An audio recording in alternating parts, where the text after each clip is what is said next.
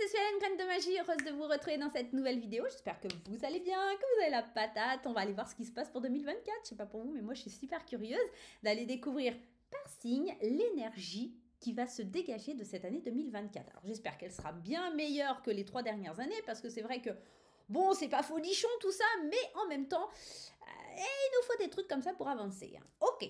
Bon, on va aller voir ce qui se passe pour 2024. Avant ça, laissez-moi vous rappeler quelques petites infos. N'oubliez pas de garder votre bon discernement, votre libre arbitre et de ne pas surinterpréter le tirage.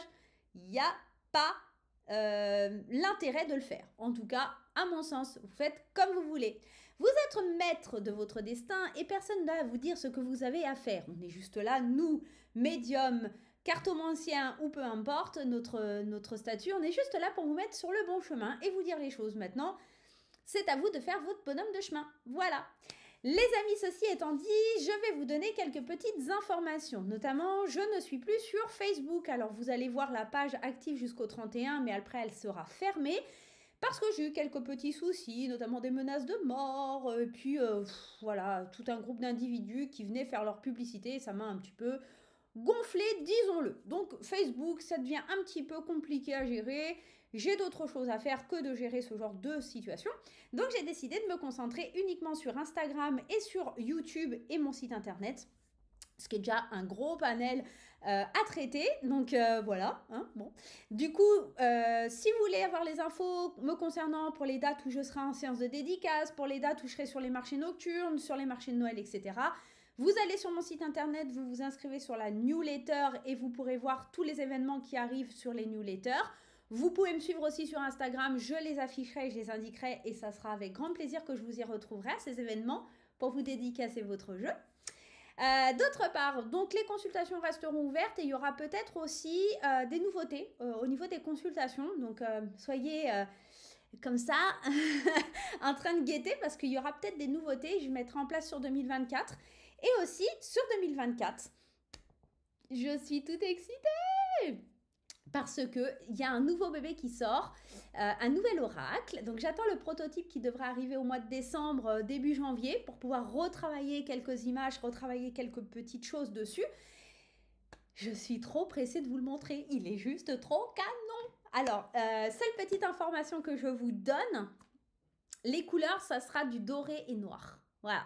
Alors, on sort complètement de l'univers un peu rose que j'ai pu avoir jusqu'à maintenant, même si quand je te parle, il était un peu bleu. Là, on est vraiment dans un univers très doré et noir, très mystérieux.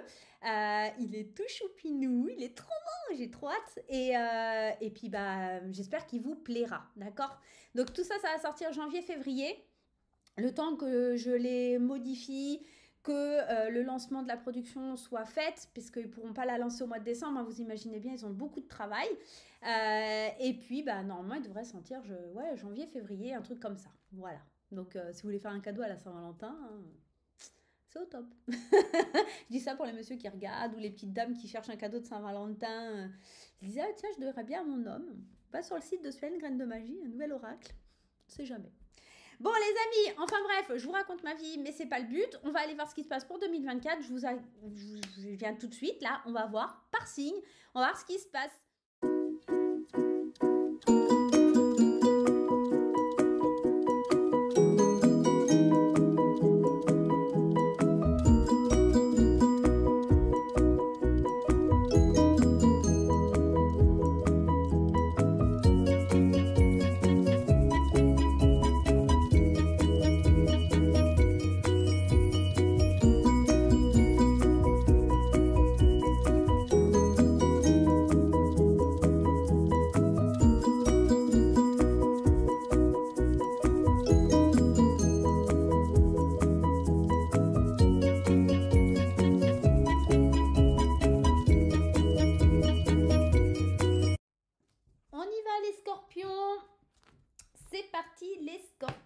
Pour votre année 2024, allons voir un petit peu ce qui se trame et on commence avec l'oracle des fées enchantées et ici on a les rêves, le mental et l'automne. Alors on peut vouloir nous dire que sur cette année 2024, vous avez en effet beaucoup de rêves, beaucoup d'envies, néanmoins elles sont peut-être bloquées par le mental, on vous demande de lâcher prise et ici avec cette carte de l'automne encore plus. puisque la saison de l'automne est la saison des lâcher-prise. Donc peut-être que sur cette année 2024, on va vous demander de renforcer cette idée de « ok, j'ai des rêves et je vais plus laisser mon mental », en tout cas c'est une énergie qu'on vous demande de mieux maîtriser. Je ne vais plus laisser ce mental ou ma colère ou des choses comme ça mettre à mal ma vie, et je vais vraiment me défaire de ce mental, me défaire de cette colère, me défaire de tout ce qui m'empêche d'avancer pour pouvoir réaliser mes rêves. Ok, plutôt des belles énergies. On a la carte de l'étoile, c'est quand même plein d'espoir, c'est quand même plein d'envie. La carte de l'argent me parle d'abondance surtout. Alors c'est plein d'espoir sur le milieu financier, matériel, mais aussi plein d'espoir à l'intérieur vers cette richesse intérieure. On me parle de tromperie sur la marchandise avec cette carte. Attention à ne pas avoir de problèmes financiers, de ne pas avoir de tromperie au niveau financier. Ça peut être aussi des tromperies sur le plan amical, sentimental. En tout cas, on sent qu'il y a une grande richesse à l'intérieur de vous, qu'on essaye de vous prendre. Il y a quelqu'un qui essaye de vous duper. Il y a une situation, en tout cas, où c'est un petit peu malsain ici. Donc, attention peut-être aussi aux faux espoirs. Attention à ce côté-là sur l'année 2024. On va voir les autres messages avec l'oracle des Médéors.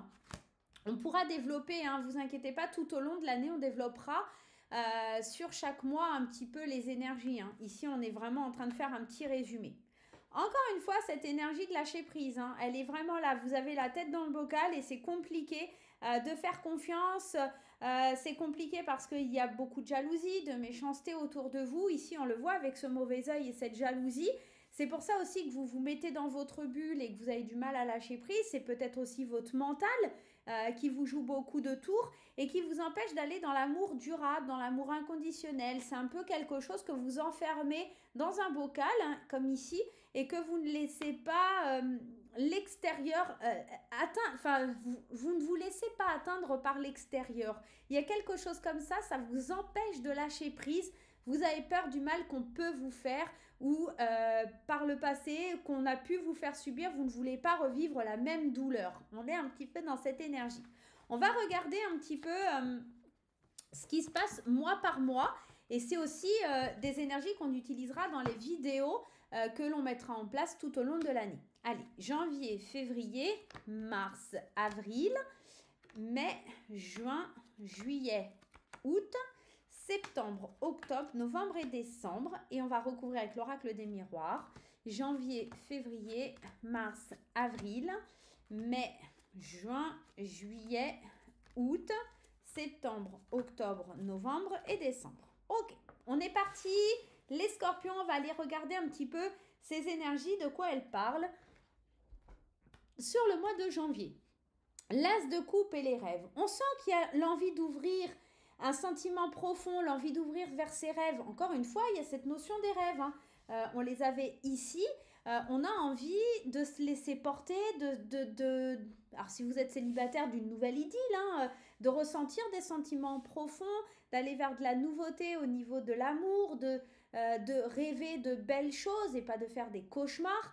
Mais sur ce mois de janvier, j'ai la sensation que c'est encore plus profond, l'envie vraiment d'aimer, l'envie de découvrir quelqu'un ou une situation, d'aller vers vos rêves avec le cœur, avec amour. Donc c'est pas négatif du tout. On est plutôt dans des émotions sur le mois de janvier plutôt que sur du concret.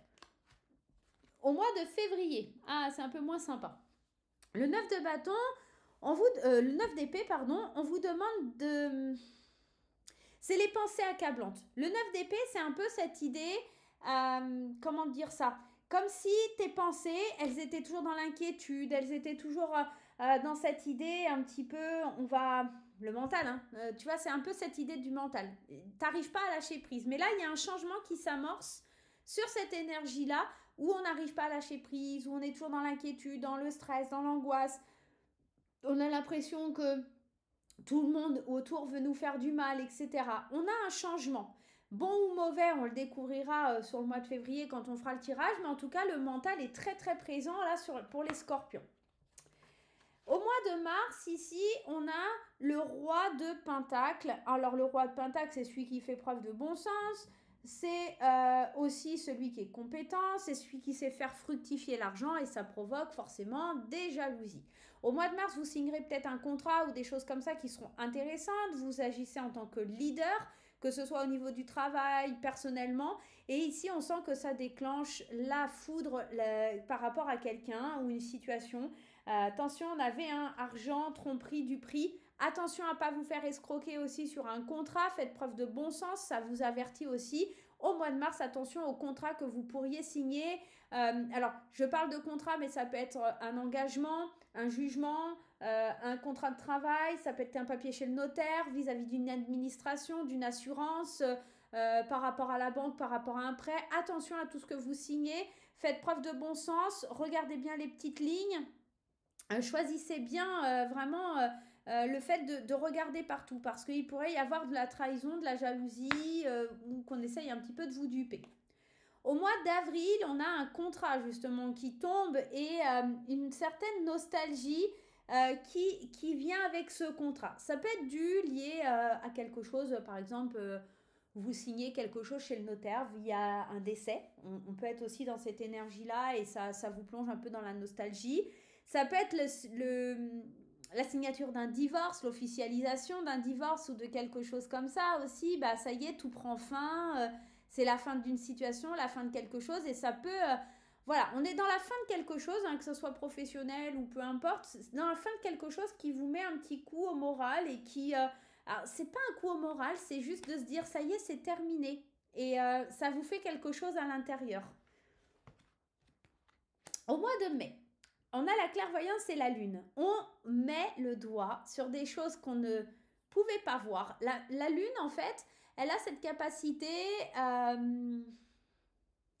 il y a cette notion que les choses peuvent être cachées.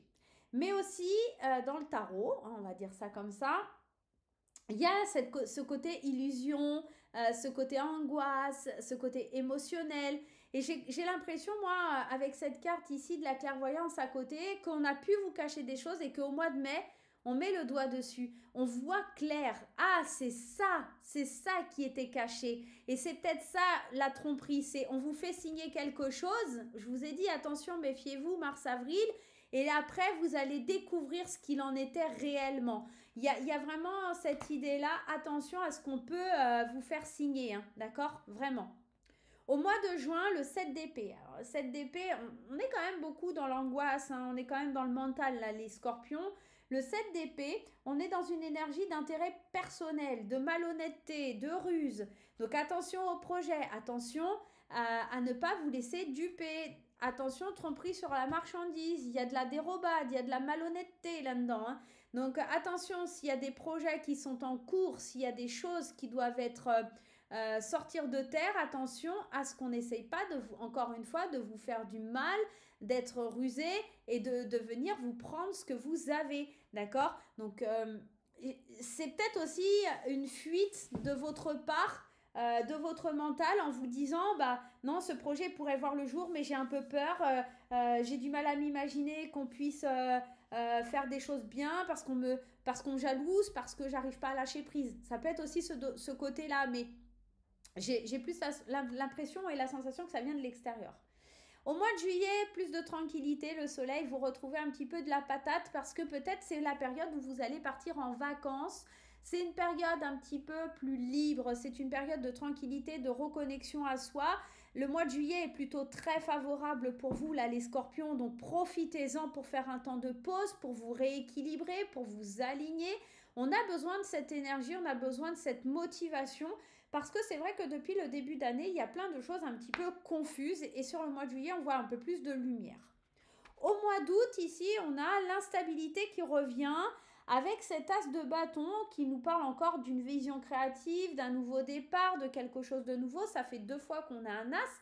On a envie de nouveauté et ça nous déstabilise parce que tout ce qui a été mis en avant, est-ce que vraiment on en a besoin? Est-ce qu'on en a envie? Il y a vraiment ce côté... attention, nouveau départ, ok, mais c'est un nouveau départ qui doit être réfléchi parce que là, pour l'instant, c'est un peu bancal.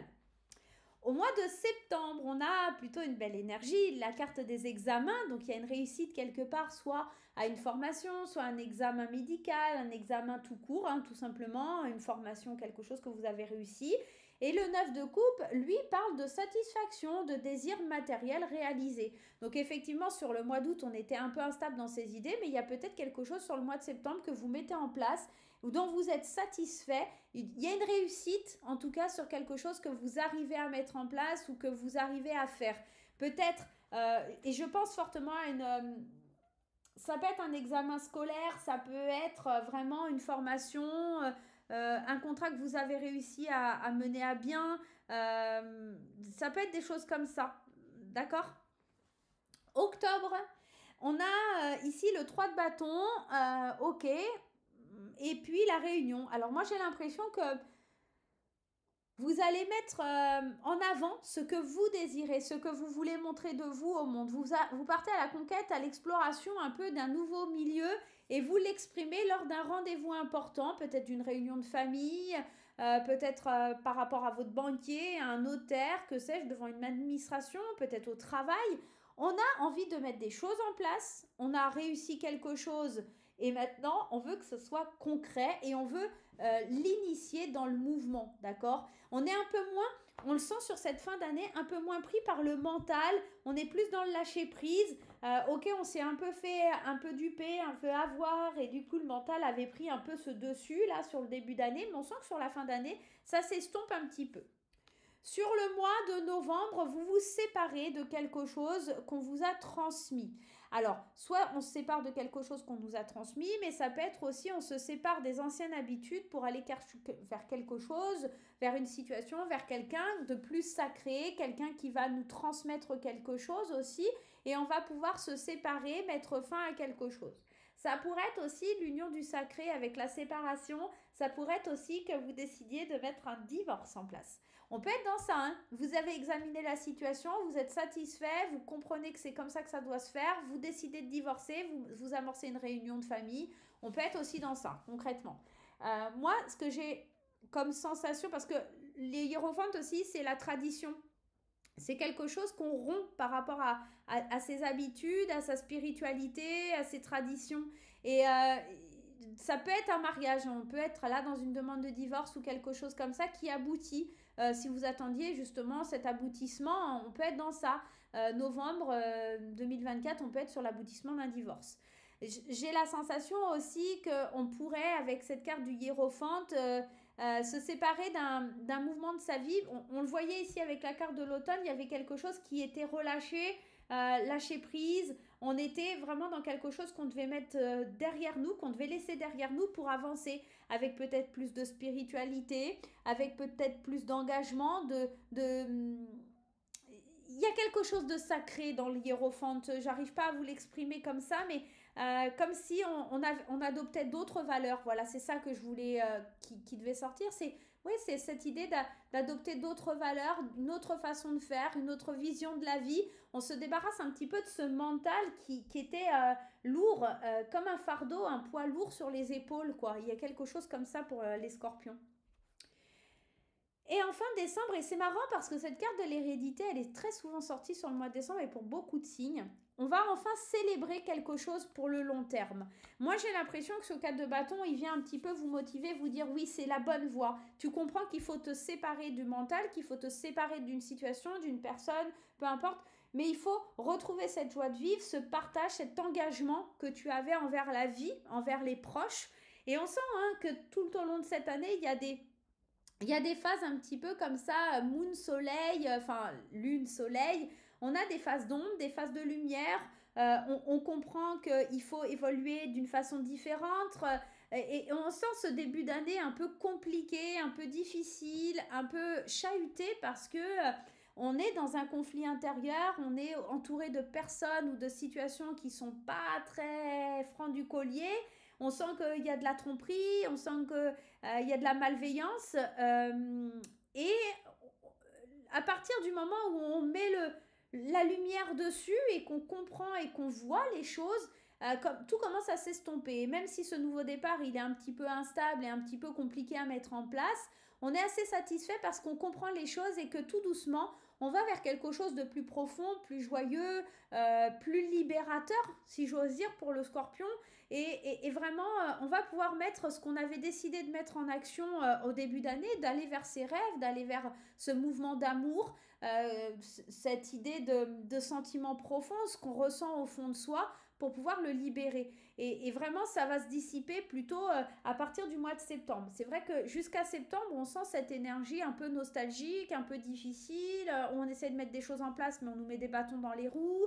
Juillet, ça va être beaucoup plus calme parce qu'on a besoin de cette période de repos et on reprend au mois d'août avec l'envie d'aller de l'avant de façon différente, mais avec une certaine un petit peu faiblesse dans cette instabilité. On ne sait pas comment procéder, on ne sait pas comment faire, mais ça s'estompe, hein, on le voit sur la fin de l'année, ça s'estompe, on retrouve son sacré, son intégrité pour pouvoir évoluer et avancer. Et on en parle autour de soi, on exprime au monde sa façon de voir les choses pour avancer.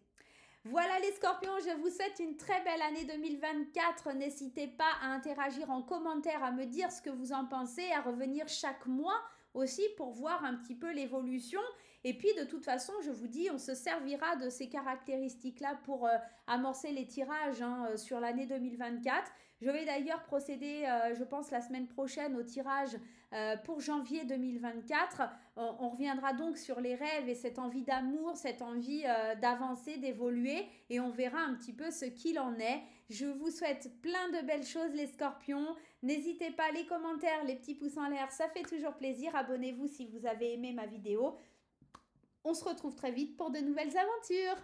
Bye bye et belle fête de fin d'année si vous regardez cette vidéo encore en 2023. Au revoir.